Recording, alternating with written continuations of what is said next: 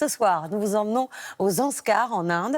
Les habitants n'ont pas l'habitude des visites. Ils sont isolés par la neige, présente une grande partie de l'année. Angélique Forget et Antoine Morel nous emmènent.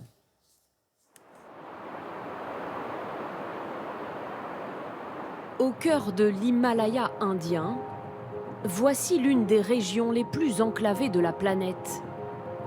À 4000 mètres d'altitude, le Zanskar, royaume millénaire, est complètement coupé du monde à cause de la neige 8 mois par an.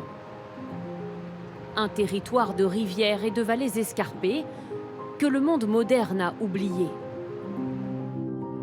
Baigné de culture bouddhiste, des monastères jalonnent ces vallées. Le plus beau d'entre eux, Puktar, à 3800 mètres d'altitude, héberge 70 moines dont une majorité d'adolescents. Stenzin a 17 ans, il a passé la moitié de sa vie dans ce sanctuaire. Ça, c'est une pièce très importante pour nous. C'est là que nous gardons nos textes sacrés et c'est là aussi que nous en faisons la lecture. Dans le Zanskar, 1 habitant sur 10 est un moine. La tradition veut que les familles nombreuses envoient l'un de leurs fils dans un monastère. Stenzin a 2 grands frères. Il a été obligé de venir ici. Petit, mes parents me manquaient beaucoup. Mais maintenant, je suis heureux en tant que moine. J'ai compris qu'ici, j'apprenais des choses.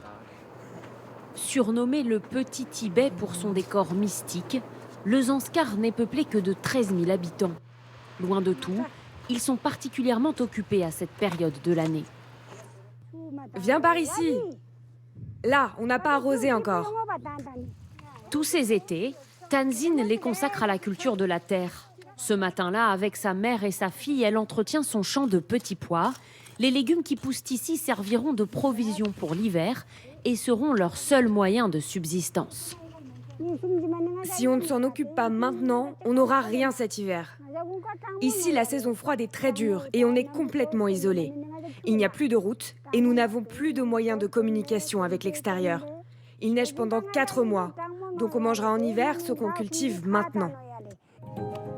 Dans le Zanskar, il n'y a pas d'eau courante, pas d'électricité, pas de téléphone, ni même d'hôpital. Le plus proche est à 2 jours de marche. Alors dans ces montagnes, les habitants n'ont d'autre choix que de confier leur santé à des thérapeutes locaux, des hamshi. Bonjour. Bonjour, alors, tu es malade? Oui, je ne me sens pas très bien. J'aurais besoin des mêmes médicaments que la dernière fois. Les hamshi comme Dolma sont des paysans qui connaissent tout de la médecine tibétaine.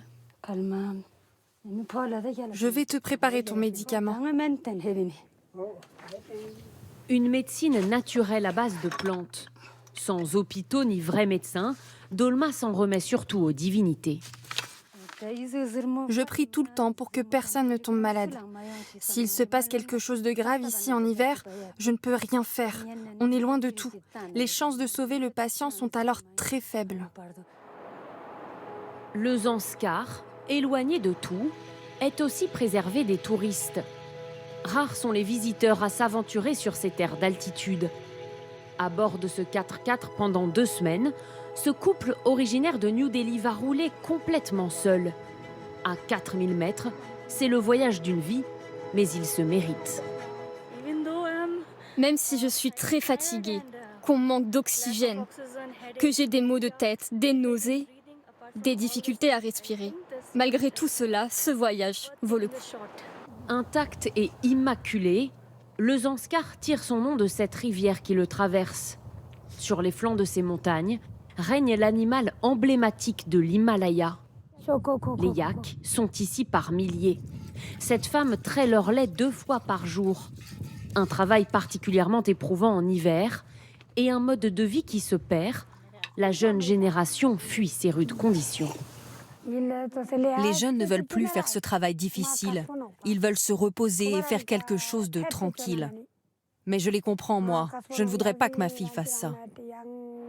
Dans cette enclave isolée, plus haute vallée peuplée de l'Himalaya, moines et paysans vivent en autarcie quasi absolue.